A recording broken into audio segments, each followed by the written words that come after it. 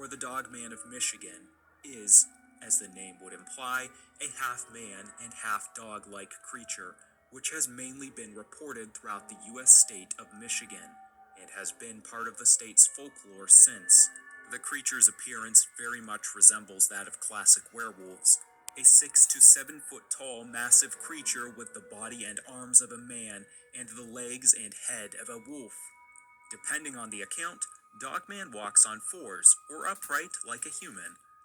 The story of Dogman gained notoriety back in 1987.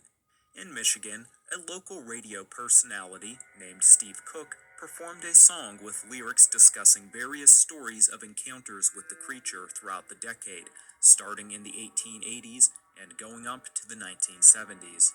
In the following days, the station was inundated with calls relating to the song.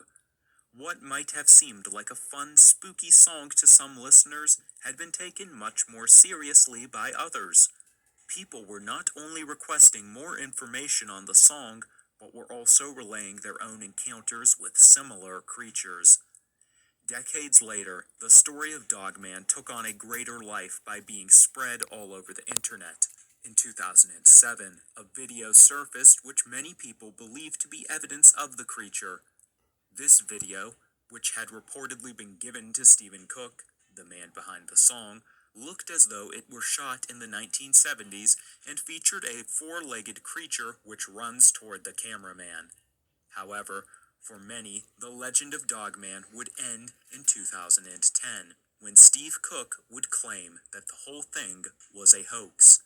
Cook claimed that the song was describing a purely fictional creature, and that, despite his initial claims, he always knew the video was fake. Tell us, if you can, in a nutshell, how did this all come up with Monster Quest and the History Channel?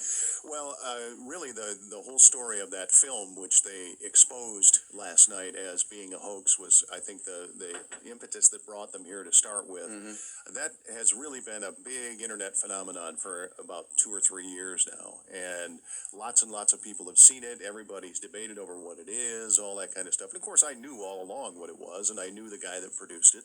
And but I just want to make sure. So you knew. I remember when that thing first surfaced and Sure. we chatted. You knew at that time. Yeah, I knew the whole time. Yeah, okay. I was, I mean, look, the legend was created as a work of fiction. It's a piece of entertainment. Yeah.